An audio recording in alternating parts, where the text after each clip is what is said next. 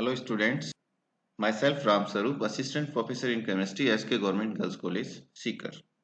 आज हम MSc previous physical chemistry surface chemistry unit number 4 के वीडियो नंबर 6 में स्टडी करेंगे। पिछले वीडियोस में आपने एडजॉर्प्शन के बारे में पढ़ा, आज हम माइसील के बारे में पढ़ेंगे।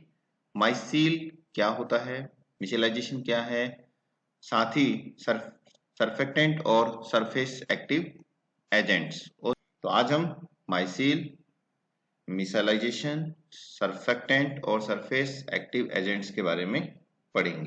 सबसे पहले हम डेफिनेशन पर आते हैं कि सरफेस एक्टिव एजेंट्स होते क्या हैं। वे एजेंट्स जो वाटर के सरफेस टेंशन को बहुत कम कर देते हैं जबकि उनकी कंसंट्रेशन बहुत कम हो। यानी कहने का मतलब है सरफेस एक्टिव एजेंट्स वे एजेंट होते हैं जो वाटर के सरफेस टेंशन को डिक्रीज कर देते हैं। इनकी डेफिनेशन है substance that drastically lower the surface tension of water even at low concentration are called surface active agents or surfactant. Generally, surface active agents adsorb at air, water, oil, water or solid water interfaces. Interfaces क्या होते हैं? जहां पर दो phase मिलती हैं, वो place जो है इंटरफेस कहलाता है। जैसे वाटर किसी बीकर में मान लीजिए पानी भरा है या बकेट में पानी भरा है, आपने कुछ थोड़ा सा सरफेक्टेंट डाला तो ये सरफेक्टेंट जो है वाटर की ऊपरी की जो लेयर है वहां पर जाकर के जो है ये एडजॉर्ब हो जाते हैं। या जैसे मान लीजिए ऑयल वाटर है तो दोनों ऑयल भी है और वाटर भी है तो उन दोनों के बीच में जाकर के ये जो है एडजस्ट हो जाते हैं। इसके अलावा सॉलिड वाटर इंटरफेस है तो सरफेस एक्टिव एजेंट्स वहां जाके एडजॉर्ब होते हैं जहां पर इंटरफेस बनता है, चाहे वो इंटरफेस एयर वाटर हो, चाहे ऑयल वाटर हो या फिर सॉलिड वाटर इंटरफेस हो। The surface active agents constituting an oriental monolayer, ये क्या बनाते हैं? मोनोलेयर बनाते हैं। Wherein the hydrophilic groups points toward the water phase and hydrophobic chain point towards air or towards the oil phase. Generally इनकी जो surfactant होते हैं इनके दो पार्ट होते हैं, एक हाइड्रोफोबिक और एक हाइड्रोफिलिक। हाइड्रोफिलिक जो है ऑयल वाटर के अंदर होता है, हाइड्रोफोबिक फोबिक जो टेल है वो वाटर के बाहर की ओर होती है। Surface active agents are strongly positively adsorbed at air water interface. Generally ये जो है एयर वाटर इंटरफेस पर एडजॉर्ब होते हैं। मान लीजिए बकेट है, उसमें पानी है, उसमें आपने थोड़ा सा सरफेस एक्टिव एजेंट्स या सरफेक्टेंट डाला तो पानी की सतह के ऊपर जो है ये आकर के एडजॉर्ब या अधिशोषित हो जाते हैं। अब है classification of surface active agents. These are three types generally, cationic, anionic and non आयनोजेनिक।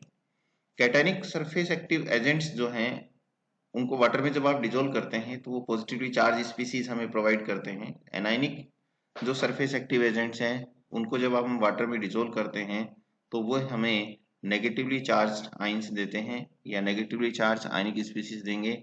और नॉन आयनोजेनिक में कोई चार्ज जो है वाटर में डिजोल्व करने पर प्राप्त नहीं होता है या वो जो है अपने आयंस में डिसोसिएट नहीं होते हैं।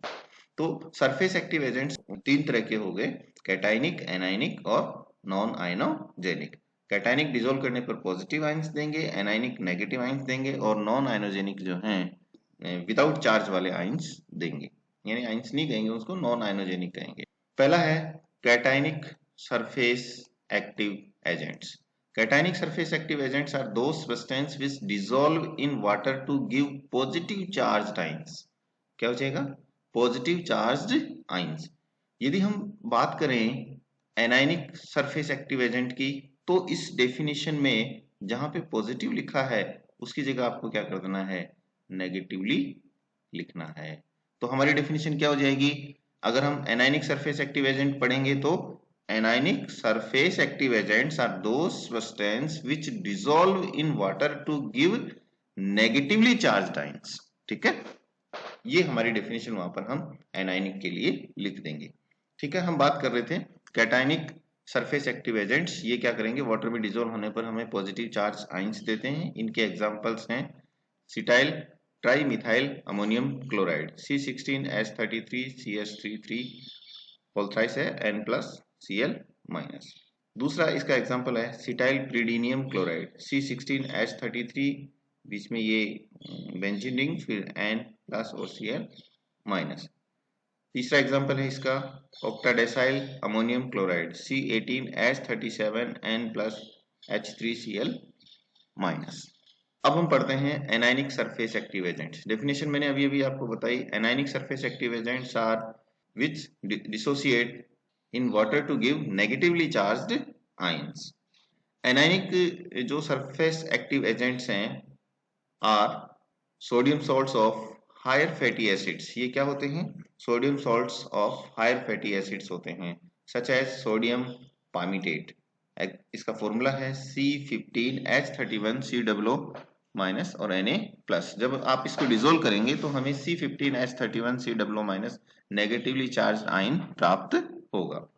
इसी तरह से सोडियम स्टीरेट है, इसका फॉर्मूला है C17H35COO minus Na+। And sodium oleate C17H33COO minus Na+। ये सब क्या है? सोडियम सॉल्ट्स हैं, किसके? हायर फैटी एसिड्स के। The salt of sulphonic acids of high molar mass and general formula having CnH2n+1SO3 minus M plus are known as alkyl sulfonate or CnH2n+1 C6H4SO3 minus or M plus known as alkyl aryl sulfonate.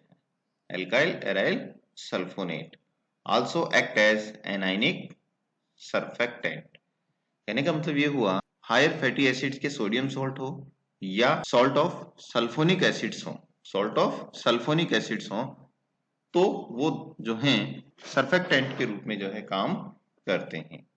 इसके अलावा दो फॉर्मूले जो हैं आपको यहाँ पर बताए हैं, एल्काइल सल्फोनेट हो या एल्काइल एराइल सल्फोनेट हो, ये दोनों ही जो है एनायनिक सरफेक्टेंट के रूप में काम करते हैं। तीसरा है हमारा non ionogenic surface active agents। Non-ionogenic surface active agents are those substances whose molecules cannot undergo dissociation। यहाँ पे क्या होता है? molecules का dissociation नहीं होता है, तो ना कैटाइन बनेगा ना एनाइन बनेगा। In that case, when an alcohol having a high molar mass react with several molecules of ethylene oxide, a non-ionogenic surfactant is obtain. ये कैसे प्राप्त होता है, ये बनता कैसे है, इसमें देख लीजिए। ये है CnH2n+1OH, ये हो गया हमारे लिए क्या है? अल्कोहल। अल्कोहल की रिएक्शन आप जो हाई मोलर मास अल्कोहल है उनकी रिएक्शन हम कराते हैं इथाइलिन ऑक्साइड के साथ में। ये है CH2 double single bond OO, यानी ये है इथाइलिन ऑक्साइड। इथाइलिन ऑक्साइड की जब रिएक्शन हम अल्कोहल से कराते हैं तो हमें non ionogenic surface active agents प्राप्त होते हैं, जिसका फॉर्मूला हम यहाँ पर लिखते हैं CnH2n। ये अल्कोहल का ही पार्ट हो गया, यानी अल्कोहल में हमें OCH2CH2M जो है ये वाला पार्ट अंदर की ओर उसके इंसर्ट करना है या लिखना है। एक और इसका छोटा सा पार्ट है एम्फोटेरिक सरफेक्टेंट। एम्फो का मतलब होता है इसमें पॉजिटिव चार्ज भी आए और नेगेटिव चार्ज भी आए, तो ऐसे सब्सटेंस जो नेगेटिवली चार्ज स्पीसीज भी प्रोवाइड कराते हैं और पॉजिटिवली चार्ज स्पीसीज भी प्रोवाइड कराते हैं, एम्फोटेरिक सब्सटेंस कहलाते हैं। This type of surfactant contains both charges positive and negative and polar head groups. इनके जो है पोलर हेड ग्रुप्स भी होते हैं। एग्जाम्पल है इसका zwitterion and the another example is betaine species. Zwitterion का एग्जांपल हम देख सकते हैं, ये आपने एमिनो एसिड्स नाम सुना होगा। एमिनो एसिड्स का जो फॉर्मूला है उसी से हमने ज्विटराइन तैयार किया है। सामान्यतः या जनरली एमिनो एसिड्स का फॉर्मूला होता है RCH और यहाँ पर होता है NH2, लेकिन जब यहाँ से एक H यहाँ पर शिफ्ट हो जाता है तो यहाँ रह जाएगा COOH की जगह COO- और NH2 की जगह हो जाएगा NH3+। तो यहाँ अब जो हमें फॉर्मूला दिखाई दे रहा है ये वाला RCH NH3+, ये वाला फॉर्मूला जो है ज्विटर आयन का फॉर्मूला होता है। तो इसमें दोनों ही चार्ज पार्ट आपको दिखाई दे रहे हैं, नेगेटिवली चार्ज स्पीसीज भी है, ये वाली नेगेटिवली चार्ज स्पीसीज है हो गई, और ये हो गया पॉजिटिव पार्ट। अब यहाँ पर आपने देखा होगा कि कार्बन के ऊपर एक स्टार लगा हुआ है। क्या बता सकते हैं इस स्टार का क्या मतलब है?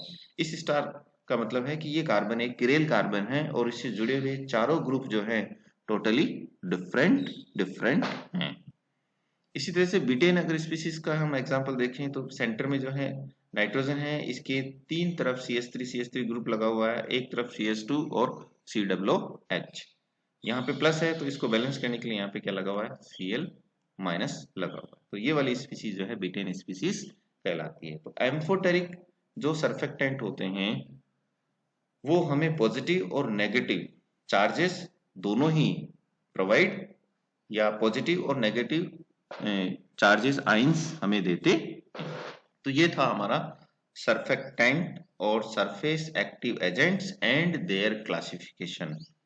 अब हम चलते हैं function of surface active agents, यानी ये काम कैसे करते हैं, कौन, सरफेस एक्टिव एजेंट्स कैसे काम करते हैं। जनरली सर्फेक्टेंट होता क्या है, उसको एक इस तरह से रिप्रेजेंट किया गया है। सर्फेक्टेंट के दो पार्ट होते हैं, एक होता है हेड, जो आप देख रहे हैं अभी जहाँ पे क्रशर है, देखिए ये वाला जो इसका पार्ट है वो होता है हेड, और रेस्ट पार्ट होता है वो है इसका टेल, जो आपको इस तरह से दिखाई दे रही है। तो इसके दो पार्ट हो गए, किसी भी सर्फेक्टेंट के दो पार्ट हो गए, एक हो गया हेड और दूसरा हो गया टेल। तो ये जो आप आगे की ओर जो भाग दिखाई दे रहा है इसे हम हेड कहते हैं, और ये वाला जो है जनरली एक पोलर ग्रुप होता है, इसको हम पोलर हेड के नाम से भी जानते हैं। जनरली ये चार्ज्ड होता है, पॉजिटिव भी हो सकता है, नेगेटिव भी हो सकता है। और रेस्ट पार्ट जो है इसका वो क्या कहलाती है, देखिए जहां जहां कर्सर चल रहा है, ये वाली जो इसको हम कहते हैं टेल कहते हैं। ये टेल जो है नॉन पोलर होती है। तो इसके दो पार्ट हो गए, हेड एंड टेल। एक तो क्या था इसका हेड और दूसरा है टेल। हेड पोलर होता है जबकि टेल जो है नॉन पोलर होती है। हम ये भी जानते हैं कि जब भी कहीं पर दो चीजों को आपस में मिक्स किया जाता है तो जनरली पोलर पोलर में मिक्सअप होता है, डिजोल्व, या आपने पढ़ा होगा लाइक डिजोल्व्स लाइक, यानी समान समान को घोलता है। पोलर को पोलर से मिलाते हैं तो डिजोल्व हो जाएगा, नॉन पोलर को नॉन पोलर से मिलाएंगे तो डिजोल्व हो जाता है। लेकिन यदि पोलर और नॉन पोलर को मिलाएंगे, पोलर और नॉन पोलर सब्सटेंस को मिलाएंगे तो वो डिजोल्व नहीं होंगे। आगे चलते हैं, the hydroxy ethylene chain which a quite long and slightly hydrophilic interaction between other oxygen and water molecules। Reason क्या है, जो हाइड्रोक्सी इथाइलिन जो ग्रुप है, हाइड्रोक्सी इथाइलिन जो है उसमें एक ईथर का ऑक्सीजन मॉलिक्यूल होता है, वाटर में भी ऑक्सीजन वाटर मॉलिक्यूल्स भी होते हैं। तो इनके बीच में जो है आपस में क्या हो सकता है, इंटरेक्शन हो सकता है। Is coiled in solution and bind water due to entropy effect. तो देखिए फिर से देखते हैं, the hydroxy ethylene chain which is a quite long and slightly hydrophilic interaction किस किस के बीच में हुआ, between ether oxygen and water molecule is coiled in solution and binds water due to entropy effect। आगे चलते हैं, the hydrophilic nature of hydroxy ethylated surfactant are controlled during their synthesis by changing not only the number of carbon atoms in a hydrophobic chain but also the number of hydroxyethylene groups। Non-ionogenic surfactants are soluble in hard water। Non ionogenic जो होते हैं वो hard water में soluble होते हैं। Hydrophobic surfaces will become hydrophilic when non-ionogenic surfactant are adsorbed from aqueous solutions। आगे है मिसेलाइजेशन। मिसेलाइजेशन का मतलब होता है माइसील फॉर्मेशन। मिसेलाइजेशन का मतलब क्या हुआ, माइसील फॉर्मेशन।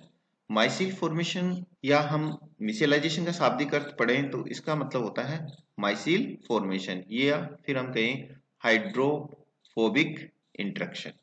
कौन सा इंटरेक्शन, हाइड्रोफोबिक इंटरेक्शन। डेफिनेशन देखिए, द माइसील और आयनिक माइसील as defined by McBain मैकबेन ने जो है इसको डिफाइन किया और इसकी डेफिनेशन जो है वो क्या है, देखिए, द क्लस्टर और aggregates formed in solution by colloidal electrolytes. The micelle may contain 100 or more ions clumped together with a considerable number of water molecules. ठीक है, आगे चलते हैं. The aggregates of long chain diphilic surfactant molecules or ion formed spontaneously in their solution at definite concentration. ठीक है, आगे चलेंगे. Micelles are characterised by aggregation number. Micelle को जो हम एग्रीगेशन नंबर के आधार पर हम कैरेक्टराइज्ड करते हैं. तो डेफिनेशन आ रही है, माइसील क्या है, द क्लस्टर और aggregates formed in solution by colloidal electrolytes. Micelle में जो है 100 ऑफ आइंस, क्लम्प्ड आइंस हो सकते हैं, आपस में जो है साथ साथ में जुड़े हुए हो सकते हैं with a considerable number of water molecules. The aggregates of long chain diphilic surfactant molecules or ions formed spontaneously अपने आप स्वतः बनता है in their solution at a definite concentration. एक निश्चित कंसंट्रेशन पर ही जो है आपको माइसील फॉर्मेशन देखने को मिलेगा. एग्रीगेशन नंबर की यदि हम डेफिनेशन देखना चाहिए, यहाँ पे लिखा हुआ है micelle are characterised by the aggregation number. तो इसकी डेफिनेशन होगी एग्रीगेशन नंबर की, the number of molecules in a micelle or the micellar mass, the sum of molecular mass of molecules forming a micelle. क्या होगा ये, aggregation number, यानी कितने molecules जो है माइसील फॉर्मेशन में पार्टिसिपेट करते हैं वही उसका एग्रीगेशन नंबर होता है. जैसे कहीं 100 पार्टिसिपेट कर रहे हैं या 50 पार्टिसिपेट कर रहे हैं तो वो उसका एग्रीगेशन नंबर हो जाएगा. तो इसको वर्ड्स में जो है डिफाइन किया गया है, the number of molecules in a micelle, किसी माइसील में मॉलिक्यूल्स की संख्या, एंड द माइसीलर मास. ठीक है, the sum of molecular mass of molecules forming a micelle, जो माइसील बनाते हैं उन सब मॉलिक्यूल्स के मास का योग या सम. तो ये हो गया एग्रीगेशन नंबर. जनरली हम इसको याद कर सकते हैं कि एग्रीगेशन नंबर सरफेक्टेंट मॉलिक्यूल्स की संख्या है जो माइसील फॉर्मेशन में काम आते हैं. आगे चलते हैं. Micelle are formed by the cooperative binding of monomers to one another at concentration exceeding CMC. CMC का पूरा नाम है यहाँ पर क्रिटिकल माइसील कंसेंट्रेशन. अब आप इसको यूं समझ लीजिए, मान लीजिए हमारे पास वाटर है, उस वाटर में आपने थोड़ा सा मान लीजिए सरफेक्टेंट डाला और उसके अंदर कोई ऑयल ड्रॉपलेट है, तो आपने जो सरफेक्टेंट डाला है वो सरफेक्टेंट ऑयल ड्रॉपलेट के चारों तरफ जो है जमा होना शुरू हो जाएगा. यदि आपने उसकी कंसेंट्रेशन कम रखी है तो वो कम मात्रा में जो है उसके चारों तरफ एग्रीगेट होगा. लेकिन जैसे जैसे आप उसकी कंसेंट्रेशन बढ़ाते जाएंगे, एक पर्टिकुलर संख्या में जो है सरफेक्टेंट के मॉलिक्यूल्स उस ऑयल ड्रॉपलेट के साथ जुड़ जाएंगे. उसके बाद में जो है एक मिनिमम जो कंसेंट्रेशन रिक्वायर्ड होगी वो होगी, उसी हम क्या कहेंगे, CMC या क्रिटिकल मिसेल कंसेंट्रेशन कहते हैं. क्रिटिकल मिसेल कंसेंट्रेशन के बाद ही कोई मॉलिक्यूल किसी कपड़े से मैल, सरफेक्टेंट जो है किसी कपड़े से मैल साफ कर सकता है. तो एक मिनिमम अमाउंट हो गई सरफेक्टेंट की जो माइसील फॉर्मेशन के लिए रिक्वायर्ड होती है. एक मिनिमम कंसेंट्रेशन जो माइसील फॉर्मेशन के लिए रिक्वायर्ड होती है उसे ही हम क्रिटिकल मिसेल कंसेंट्रेशन कहते हैं. The micelle formation occurs forms the large ions in the molecules in solution which have lyophilic group or lyophobic group.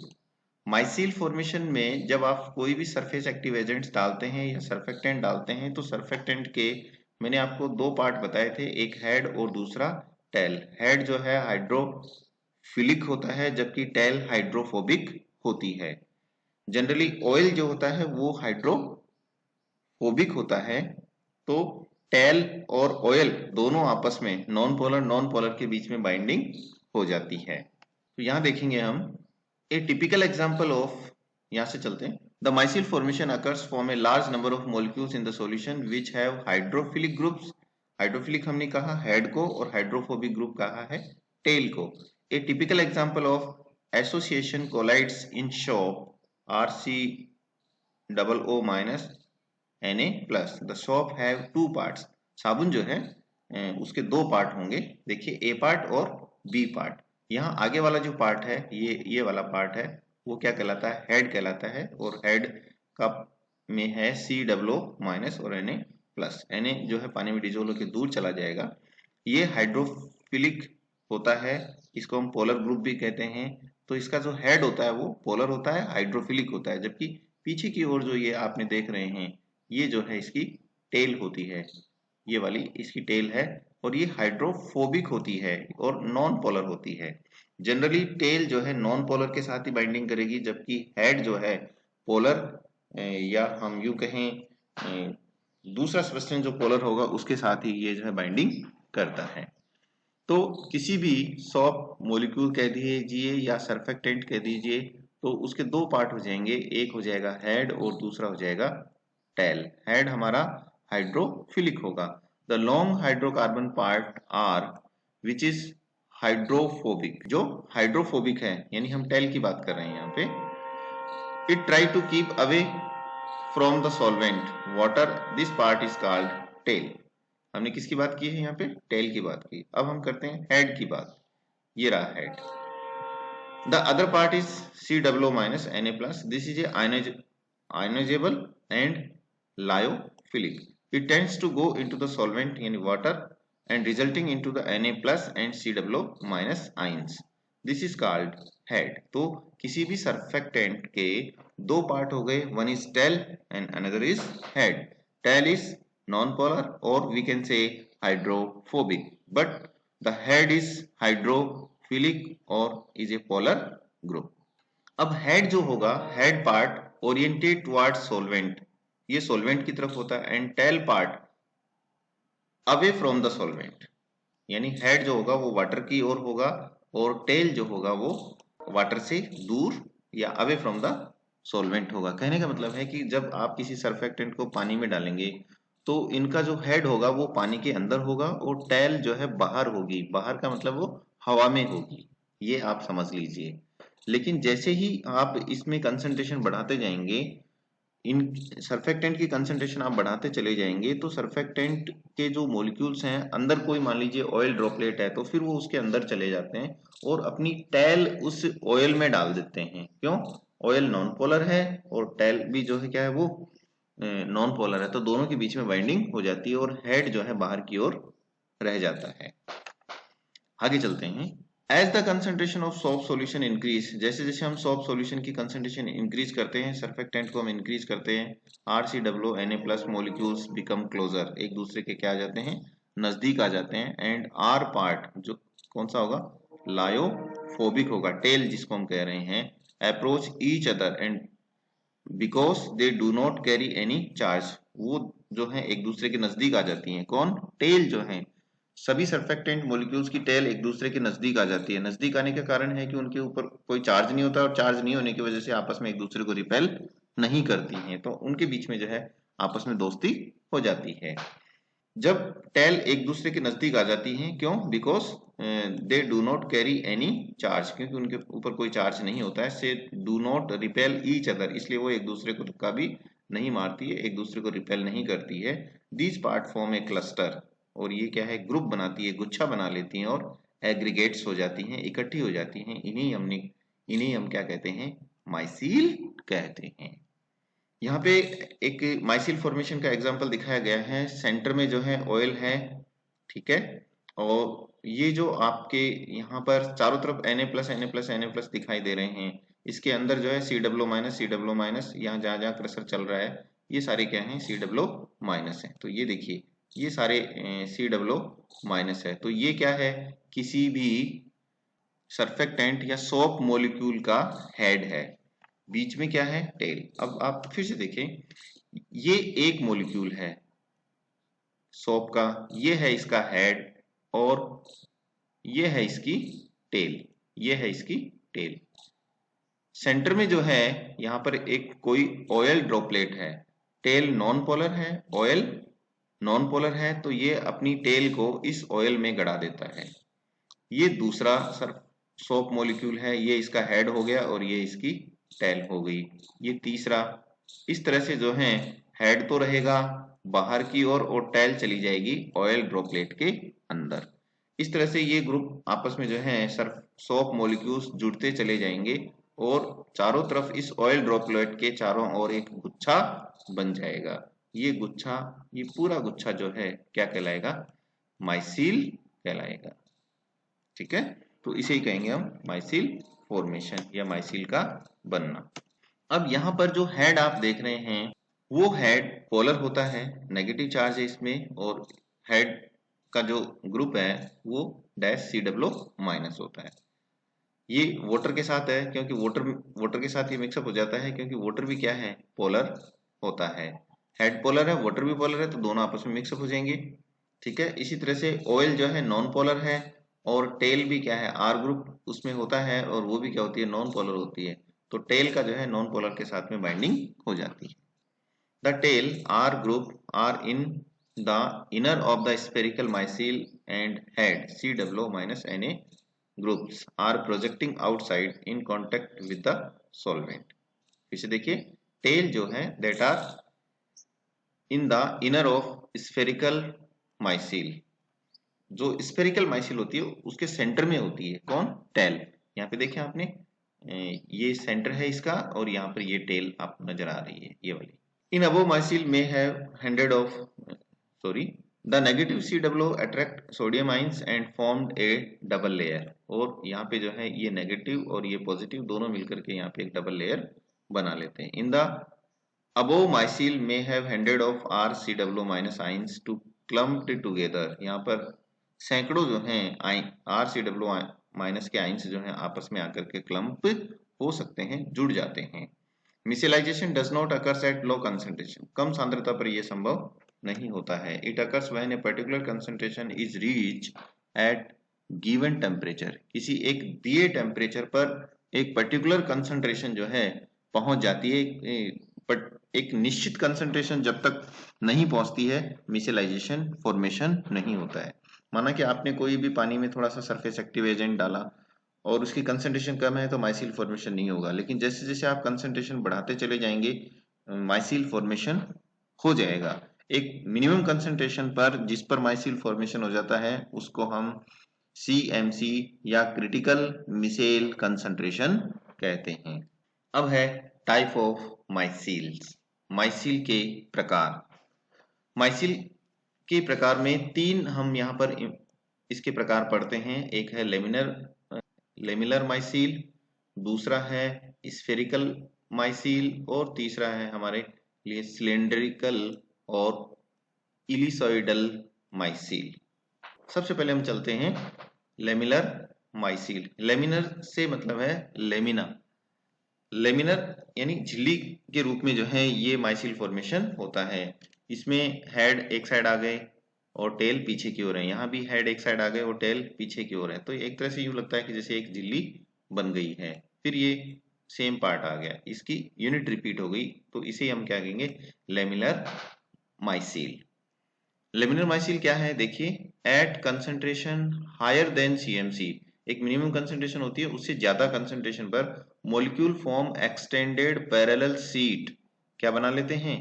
Parallel seat बना लेते हैं। यानी ओरिएंटेशन, अभी आपने वहां पर जो माइसिल का जो स्ट्रक्चर देखा वो थी स्फेरिकल माइसिल, जबकि यहाँ पर माइसिल का जो स्ट्रक्चर बनेगा वो है लेमिनर माइसिल। लेमिनर माइसिल में एक concentration higher than CMC molecule form extended parallel sheet known as laminar micelle, 2 molecular thick।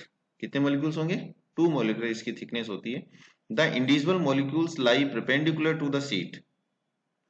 Individual जो मोलिक्यूल्स होते हैं वो परपेंडिकुलर हो जाते हैं with the hydrophilic group on the outside in aqueous solution and on the inside a non-polar medium such as laminar micelle resembles biological membrane and often serve as a model for investigation of biological structure। जैसे biological membrane होती है ना, जैसे lipid है, protein है, फिर lipid है, same उसी तरह से जो है यहाँ पर लेमिना या लेमिनर मेम्ब्रेन बनती है।